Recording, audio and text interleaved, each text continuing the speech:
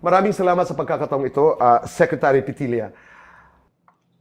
On my way here, a friend of mine said, because I said I'm going to go and do an interview with Icot Petilla. Sabi niya, can you ask?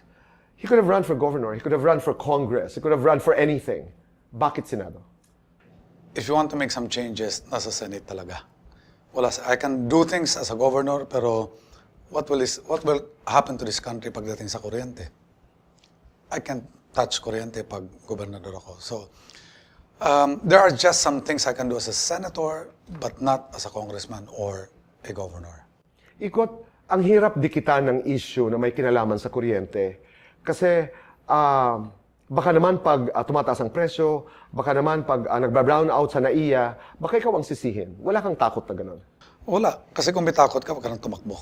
Okay. Pero paano mo ipapaliwanag sa taong bayan ang mga problema ng kuryente? Halimbawa, marami ang nagrereklamo na sobrang kinakarga, sobrang nagdurusa ang sambayanan dahil sa kuryente. At hindi may iwasan na may mga taong magsasabing dahil sa kanila yun. What do you wanna say? Magpalit ka ng secretary 10 times, walang mangyayari sa kuryente ninyo. Bakit? Kasi nasa batas ang flow. Ang problema nasa batas. Ipaliwanag mo sa amin yan. Halimbawa, sa Mindanao, 2010 nagka-brown out. 5 years para itayo ang planta. 2005 dapat may tinayo na. 2001 nagpasa tayo ng batas na sinasabi, gobyerno, bawal ka na pumasok, bawal ka na magtayo ng planta. So 2005 dapat pribadong sektor nagtayo. Walang nagtayo. Bawal ang gobyerno. May brown out. So, ang flow nandun sa batas. Hindi makapasok si gobyerno kasi pinusasan. So, to some extent, okay, we created our own problem. Nandito ako para i-correct lang. Hindi naman pwedeng itapon yung ipira. Kailangan lang i-review. Kahit man lang i-review at tingnan. Pagdating sa Senado, mukhang walang gumagalaw. Mukhang ayaw galawin. So kahit anong ingay mo meron ka sa Kongreso, pagdating sa Senado, kung walang mangyayari, walang gagalaw, wala talaga mangyayari. So given the chance, halimbawa tayo sinerte at pinalad at ipinagkatiwala ng sambayanan ang boto nila kay Icot Petilla, isa ba ito sa mga prioridad? That is the main thing na gagawin natin. Una, i-review ang cross-ownership. Kasi to technical to ng konti ha. Ang distribution utility... Susubukan namin maunawaan. Sige. Halimbawa, ang Meralco, distribution utility, halimbawa lang naman ang Meralco, they're a professional company. Ang Meralco, meron siyang kita. Fixed. Every time gumagamit ka boy ng kuryente, meron siyang mga ₱2. Pero hindi pa yung cost ng electricity. Kukunin niya sa planta.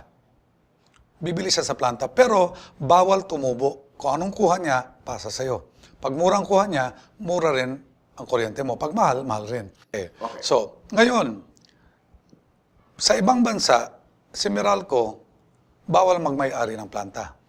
Bakit? Conflict of interest. Kasi, sa kanya yan kahit mahal, kukunan niya. So, sa ibang bansa, bawal ang cross-ownership. Sa Pilipinas, pwede. Ayon sa batas natin. Ulitin natin. So ang Meralco, what you're trying to say, Icot, is ang Meralco ay pwede magmay-ari ng planta. At legal yan. Kumbaga, we have legalized conflict of interest in this country. So ang mangyayari ngayon, ganito na mangyayari, boy, ha? Okay? Sasabihin ko, planta. Magtayo ka ng planta. Okay? Para sa akin. Sasabihin naman ng planta, sige, mag-usap tayo ng presyo. Okay, nag-usap tayo ng presyo. Okay, pirmahan na. Hindi mo na ako pipirma. Sabi mo, bakit? Gusto ko ako kalahati may-ari ng planta mo. Eto pera. Hindi ko kailangan pera mo. Maghanap ako ng iba. So ngayon, eto ang problema ko. Ang ownership ng planta nagbago.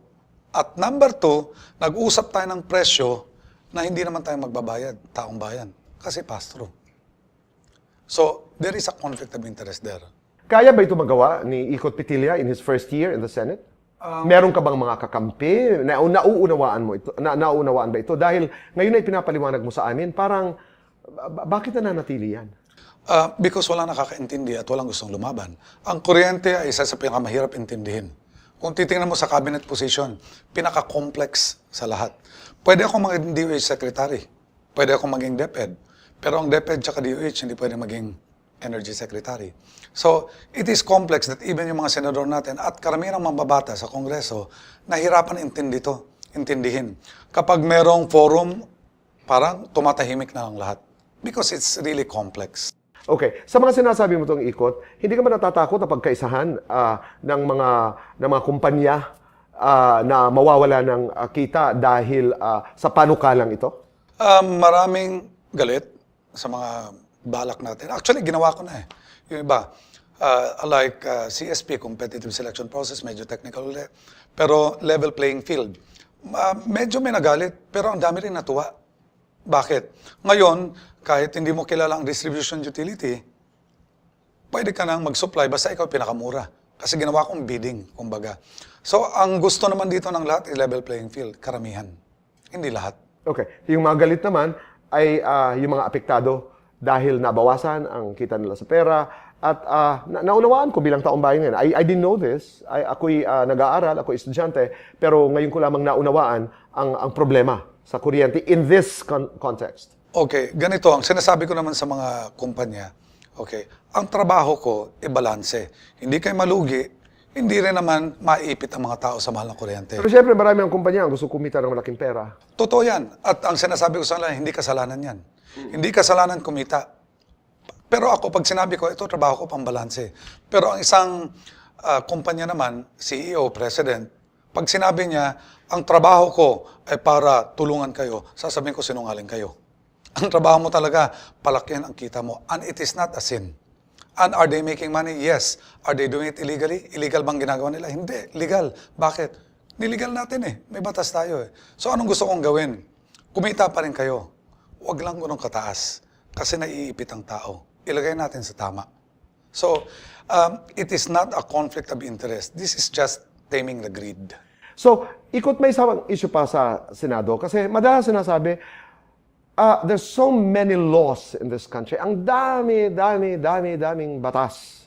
As a matter of fact, many years ago, there was one political scientist who was saying na, hindi naman natin kailangan na ng batas eh. We can actually do away with the Senate and Congress. Aside from the IPIRA, the review of this law, ano pa ang mga batas na malapit sa iyong puso? Siguro pagdating sa health. Okay. Maraming nagsasabi, alam mo, mahirap ngayon boy, ganito eh. Ganito ang advertisement para gusto mo manalo, ganito. Libreng hospitalization. Okay. Libreng scholarship. Kulang lang sabihin ko, libreng kuryente eh. Pero ayoko naman magsinungaling. Mahirap yun. So, isa is health, kung tutuusin. Okay. Pwede ba libre ang hospital, lalo na sa mahirap? Actually, pwede eh. Okay. Paano? Kasi ang problema, paano? Libre tayo ng libre. Wala naman tayong panggastos. Baka bukas magsara na yung hospital. May ginawa na kami sa Leyte. In fact, ang tawag dyan, at pwede nyo i-google, Petilla Health Model.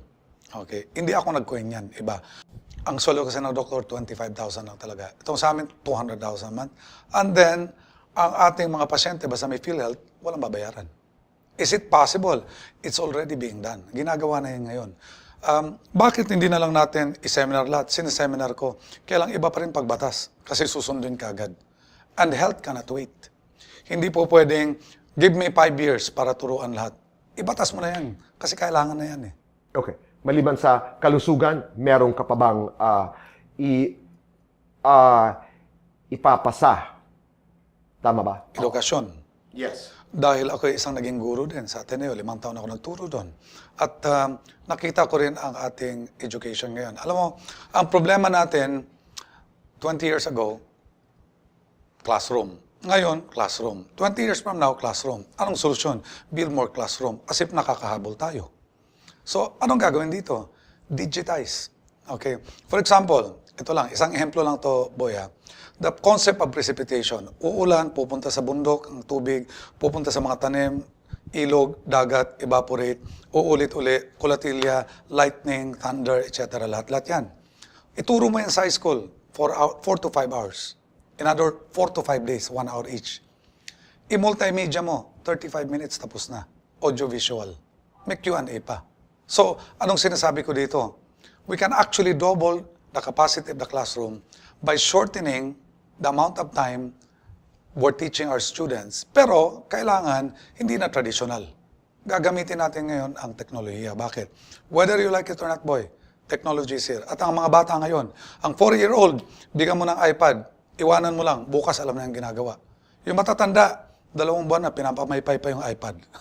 So I think we have to take advantage of this. No? So I truly believe na 70% ng ating mga subject matter kayang i-digitize. Yung iba, kailangan mo ng teacher. Problem solving, composition, lahat yan. Ang tanong ng mga guro, hindi ba kami mawawala ng trabaho pag ito'y na-digitize at napaikli ang oras ngayon na ginugugol ng mga guro sa pagtuturo sa kanilang mga estudyante? Hindi sila mawawalan ng trabaho kasi ang transition, ang laki ng kailangan ng tao dito. Pero in the future siguro, optimize na rin ang mga teachers natin. Ibig sabihin, you will not be hiring as many as before, but you will still be hiring. Kukuha ka pa rin ng teacher. If this is done, paano yung transition? Within the tenure of the next president, kaya. Kaya. Kaya, the full transition. Baka sobra pa nga 6 years eh. Baka 3 years kakayanin to. Pera. Saan ka kukuha ng pera? Kasi lahat may computers. Actually, ang ipapatayo mo ng building is actually more than the cost sa computers na ilalagay mo. But isn't this contained in a law today? It is not. Wala naman tayong nag-uutos. Actually, marami naman po pwedeng ang secretary lang ang mag-iisip. Kahit ako eh. May sinimula na ako. Pwede naman ako lang eh. Kaya lang weather. Pag nagpalit ng secretary, palit na naman. Kaya walang nangyari sa atin weather eh. So, ito ba'y kaya ng secretary? Oo. Kaya bang ipermanente ng secretary? Hindi. Batas talaga. This is education na hindi ka na mag-aantay na ubusin ang libro kasi mali ang nakalagay pero ubusin mo na kasi na-print na. You can change the subject matter overnight kung tutusin. We need to transition into this kind of thing because hindi tayo pwede mahuli. In your career as a public servant, ano yung pinaka-testy, pinaka-most challenging? Most challenging is educating the people. Okay. Pupunta ka ng isang lugar, pupunta ka ng barangay, okay. Before you can pass any project sa kanila, dapat ang tanong parati, ano makukuha ko dito? Kumbaga, walang nag-iisip ng long term, lahat short term. But it has also something to do with the educational system that we have. Umaabot ba nun? Kasi ang nakikita ko sa educational system natin, math kaagad, English kaagad, science kaagad. Kung ako papipilin, first 2 years, focus on values. Siguro doon tayo assess. So. Siguro, ang ibig kong sabihin, boy, dito is that the biggest challenge is not changing the world. It is actually making the changes permanent and at the same time institutionalized. Kaya nga, nung umupo ako sa governor, ito ang first statement ko. When I leave this office, ang sabi nila, hindi natatakbo to. Kasi first day pa lang eh. Sa DOE naman, ganun rin. When I leave this office, this is what I want to happen. Ang frustration ko, hindi lahat ng ambisyon ko na gustong mangyari, naiiwan ko at naging institutionalized. So mas nagiging realistic ka. If that is the most challenging, I totally agree.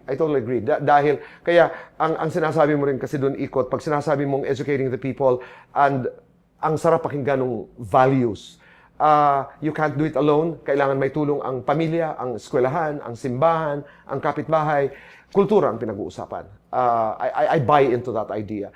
If that was the most challenging, ano yung pinaka-fulfilling naman bilang isang naninilbihan sa bayan? Siguro as an executive, mag-iisip ka ng isang proyektong sa tingin mo that will matter to a lot of people. Tapos, in-implement mo, nakita mo ang resulta, fine-tune mo, in-expand mo pa, yun ang fulfilling. Pero actually, the most fulfilling part of the job, in any job as an executive, is to actually, when you lay out a big piece of paper and plan what's going to happen in the next 20 years and how you're going to make it happen. That is the most fulfilling sa akin.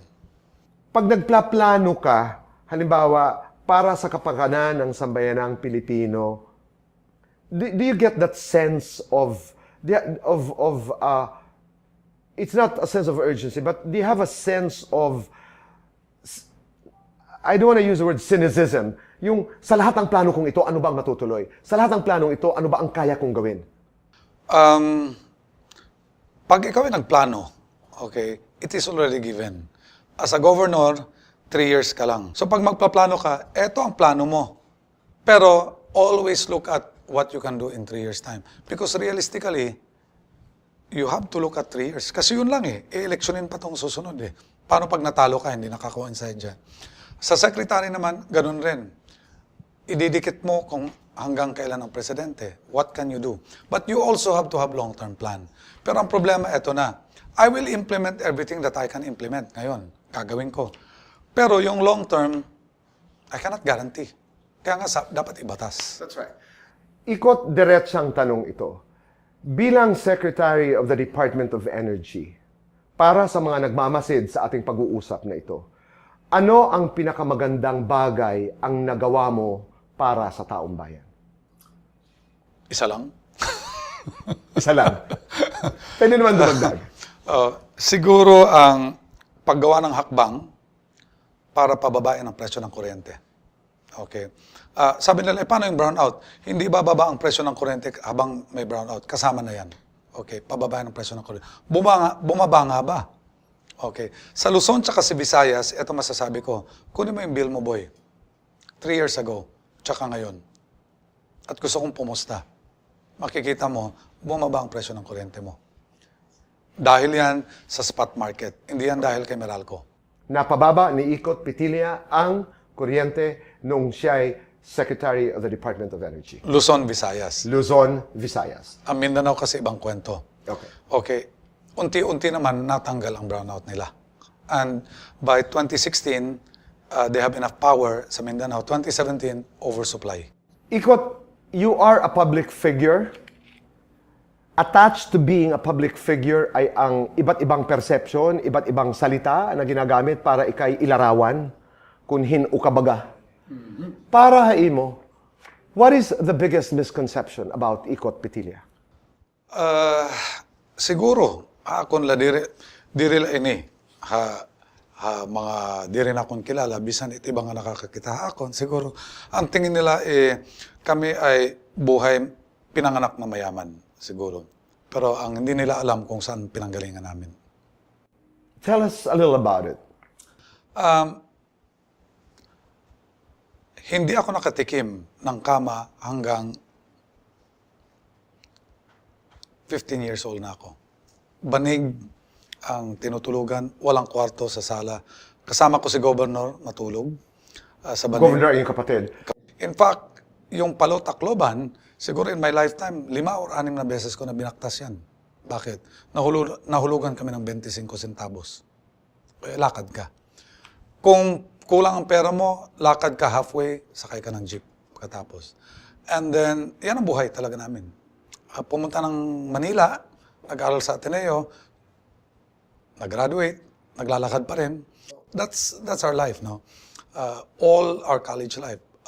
You graduate, pag-graduate mo, you're armed with a skill. After 5 years, kung anong natutunan mo, pantay-pantay na kayo. Mahirap o mayaman ka. Okay. So, swerte tayo, merong negosyo, sa larangan ng call centers, actually hindi call center, BPO, Business Process Outsourcing, 4,000 ang empleyado. Yung iba nasa Leyte, sabi nga nila, bakit nasa Leyte? Kasi taga Leyte ako eh. Unahin natin yun. Okay. Alam naman ilagay lahat dito, hinati rin natin. So, yan ang conception nila. Misconception is, you were given money by your parents to do a business, etc. Lahat, bahala ka sa buhay. And because of these experiences, because of your humble beginnings, dahil sa mga karanasang ito, what have you become? Somebody who will always look at, tinitingnan kung saan ako nanggaling, and naghahanap ng paraan ng ibang tao mabigyan rin ng tsansa. Katulad ng pagkakataon. Pareho ng pagkakataon na nabigay sa akin. Okay, let me borrow a question from the great Barbara Walters. Who are you, Icot Petilla, when no one is watching? When no one is watching, ako, kung walang nakakakita sa akin, ang ginagawa ko, every chance I get, okay, I indulge in lying in bed and watching television. Kasi sa akin, luxury yan. Why do you love the public so much? Among all the people in the family, siguro, I am the least political. Ako yung pinakaayaw sa lahat. Okay? In fact, yung niyayaya nila ako na sumali, hinindihan ko sila siguro 100 times. Problema, 100 times naman bumabalik. 101 pala. And then, sabi ko, ang politika ay walang katuturan. Ang politika is illogical. Marami akong criticism, ayaw ko. Pero in the end, nakita ko na, let's try this. Because, sabi nila, meron silang sinasabi parati that if you want to do service, great service, okay, massive, you can only do it kung ikaw ay nasa politika. And I found out, you know why? Kasi sabi ko, pag ako'y, wala pa ako sa politika dati, mag-invest kayo sa Leyte, mga call center, pumunta kayo dito. Wala nakikinig sa akin. Nalagyan ako ng titulo na governor.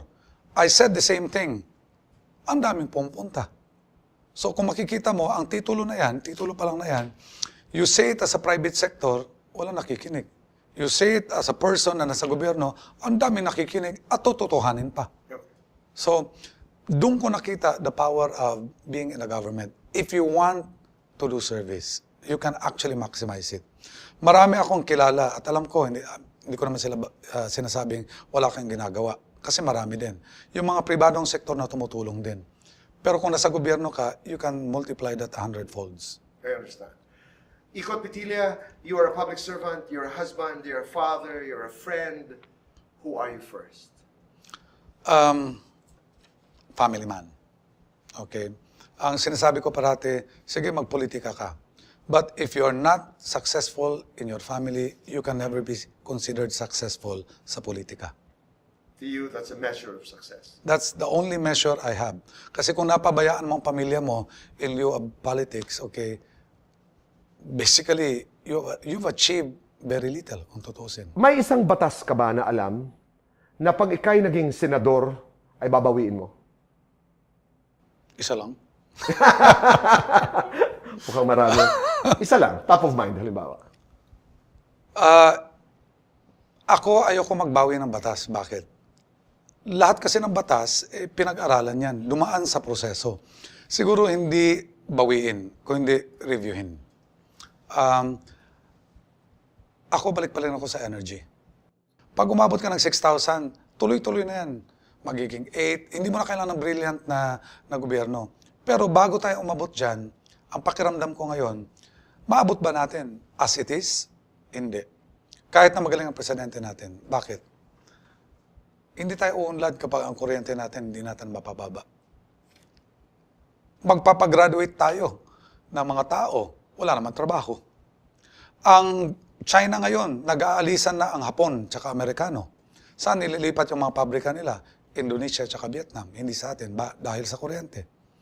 Mahirap maging competitive. In this country, itong bansang to, mahirap umunlad kapag ang presyo ng kuryente kasing presyo ng Japan. So, kailangan talagang pababain. The only way you can do that, ibaguhin yung batas ng i-review at baguhin kung kailangan baguhin. At kailangan baguhin. I mean, based on what you said, di ba? Para mas makilala ka pa ng ating mga kababayan, nais ko lamang kunin ang iyong mga ideya, ang iyong mga saloobin sa mga sumusunod na issue. Madalas naririnig namin ito, Freedom of Information Bill. Your take? Yes, because that is our measure of transparency. Okay. Pag walang transparency, hindi rin unlad ang bayad. Okay. Ito, malapit sa iyong trabaho. Yung mga nuclear, naririnig namin yun. Pag pinag-uusapan sa telebisyon, nuclear power plants, coal power plants, your take? Nuclear? Okay, para sa akin, hindi ko pwedeng desisyonan yan. Okay, taong bayan magdidesisyon yan. I-referendum yan. Bakit? Pag pinaandar yan, sigurado may TRO na yan. Pag hindi mo pinaandar, aawayin ka naman. Para walang gulo at hindi nakasama ang Supreme Court dito, once and for all, desisyonan ng tao. Pero hindi isang tao, lahat. Okay. Coal? The same. Pero at the same time, kung ang nuclear power plant patatakbuhin or hindi, ang coal naman patitigilin ba or hindi. Pero the same. I think it has to be ang tao magde-decide nito lahat. Hindi isang tao lang. Mining? Mining is yes, but only kung ang miminahin mo, gagamitin natin, hindi export. Ito'y malapit sa iyo dahil sabi mo nga, isusulong mo ang kalusugan. Itong tumataas na incidence ng HIV and AIDS. Information dissemination. Kung ang konsepto ko sa edukasyon matuloy, na digitized, ang daling sugpuin yan. I have 56 birthing clinics na pribado na sa foundation, walang bayad mga anak. Pinakabata is 10 years old. So, pag nagturo ka ng HIV or sex education sa college or high school, you're too late. Divorce. No, kasi meron ng legal separation. Parang may divorce na rin tayo. Siguro, baguhin na lang, i-amenda na lang ang legal separation na parang halos divorce na rin yan. Kumbaga, huwag lang mahalin. Kasi yan ang problema ng lahat eh. Mahal daw kaya maghiwalay. Death penalty. No, because para sa akin, ako isang Katoliko o Kristiyano. Para sa akin, we don't have the right to take somebody else's life. Okay. And besides, kahit na may death penalty ka, triple death penalty, gawin natin, 3 beses ka papatayin for heinous crime. Will it prevent crime? Hindi. Bakit? Kung hindi mo nahuhuli ang mga kriminal, problema pa rin yan. Kung hindi mo na kukonvict, problema pa rin yan. So, I think instead of death penalty, ang implementation ng batas natin i-improve at saka ang judicial system. Anti-discrimination bill. I think it's already a given. Okay? Para sa, kung ikaw may values ka, okay, alam mo na you cannot discriminate against PWD, babae, senior citizens. They should all be given chance. Silang lahat. LGBT. It's also a form of discrimination. Kung same-sex marriage ang pinag-usapan natin. My take is para sa equal rights ng tao, yes, to same-sex marriage. Religion na marriage, that's a totally different concept. Reliyon na yan. Wala nang pakialam ang gobyerno dyan. Pero pagkarapatan ang pinag-usapan. Pagkarapatan pinag-usapan, kung ano ang kayang ibigay sa isang married couple na different sex, should be given to the same sex couple. Thank you. Reintegration of OFWs. Of course, ang sagot dyan. It's always, actually, hindi yan yes or no. It's of course, the question is how. Okay? Paano mo ibabalik sila? And that is, ang concept mo dyan is the same concept as giving jobs to people. You cannot give them permanent jobs. The government has, hindi ambisyoso ang gobyerno magbibigay ng permanent job. But I think a temporary job, pag uwi nila, para man lang pangtawid, 6 months, bigyan sila ng trabaho ng gobyerno. Pagkatapos yan, you have to go into the market already. K-12. Yes. Why? Because wala pang K-12 sa probinsya ng latest governor, ginawa ko na yan. The role of DepEd is not only to prepare them for college, but really to prepare them for real work. Ang problema, you teach them math, English, and science, and then paglabas, walang alam. Tinuruan naman namin, ang sabi ko, DepEd, we will have a program in Leyte to produce a high school graduate more employable than a college graduate. Oh! So we tried. Educator din ako. Nakaproduce kami ng computer programmer in high school na employ ng Accenture, 33,000 a month. Ito lang problema, underage. So hindi rin ma-employ. So 2 things ang problema natin. Okay. Lahat, 83% of our graduates are only high school. Okay. Majority of the workforce in this country, believe me or not, are not college graduate. They're high school graduates. Okay. Ang problema, what are we doing about that? Wala. Noon. Okay. Because wala tayong train na skill sa kanila, tsaka underage. K-12 is actually solving that. Sabi ng iba, yung anak ko naman magkukuleyo, ba't pa sila mag-skills training? Sabi ko, siguro, okay na yung K-12. Ang dapat baguhin ngayon, mag-review naman ng CHED. Baka ang 4-year course, pwedeng gawing 3 years, kasi naka-integrate na sa K-12. So, it's actually catering to the majority rather than a few. Icot, I want to get your take on the Juvenile Justice and Welfare Act of 2006. I think that needs to be reviewed. Okay. Again, Ayaw mo? hindi naman sa ayaw kasi sa states ganun rin naman eh. Meron silang ganyan. Ang pagkakaiba lang, meron silang juvenile facility, tayo wala. Okay. In the meantime na walang facility, pinapakawalan. Ito ang problema natin. So, siguro, kailangan i-review ito kasi karamihan ng drug couriers ngayon are 13 to 14 years old. So, ang take ko dito is, let's review it. Kung hindi pa naman natin kaya maggawa ng presuhan para sa mga bata, baka i-suspend mo na yan. Lagyan mo na ang presuhan ng hiwalay doon mismo sa presuhan ng matatanda, ihiwalay mo na ang bata doon. Isang facility muna. Sabi nila, hindi pwede yan. Sabi ko, anong gusto niyo? Pakawalan uli. So, I think before we make any law, kung implementable yan, i-review natin. Kasi madali gumawa ng batas. Ang hirap mag-implement. Pagkatapos ng pag-uusap na ito, ang reaksyon ko ay, dapat manalo ka sa Senado. Mukhang mahina pa tayo sa survey. Hindi ka nababahala? Ang survey naman is maraming nagko-question. I never question the survey. Ang sinasabi ko lang sa survey parati is that kung talo ka, manalo ka. Ay, maniwala ka. Pag panalo ka, sinungaling yan. Para maniguro ka, di ba? And ang sinasabi naman natin, okay, there are probably things in my sleeves na hindi pa nakikita ng survey. So, Okay, aantay namin yan. sorpresahan na lang. Sa mga susunod na linggo. Pero, after everything is said and done, simple lang ang tanong, bakit namin dapat iboto sa pagkasenador ngayong 2016 si Icot Petilla? Simple lang. Hindi ko nasasabihin dahil sa edukasyon kasi maraming nagsasabi, libreng edukasyon. Health, marami na nagsasabi. Anti-corruption, okay, bawal ang corrupt. Marami na nagsasabi, nag-aagawan na nga sila lahat. Okay? Judicial system, marami nag-aagawan na lahat. Pero lahat yan, kahit na-resolve mo yan lahat, pag uwi mo ng bahay, magbabayad ka pa rin ng kuryente. Okay? At ang kuryente natin ngayon ay hindi mura. Okay? At kaya pang bumaba. Ang problema, sino bang makikipaglaban sa inyo pagdating sa kuryente? Wala. Okay? Medyo nag-iisa ko dito. Lalo na't malalaki ang kalaban at mahirap maintindihan.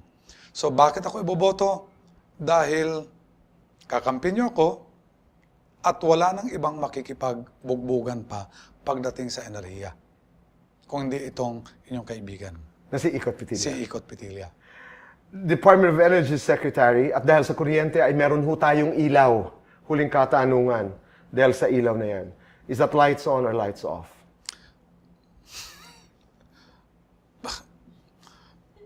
You have to remind me what this is all about.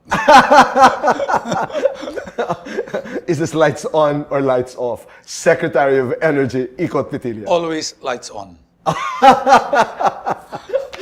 Maraming salamat, Icot. Thank you very much, boy. God bless you. Damong salamat. Damong salamat, Icot. Thank you.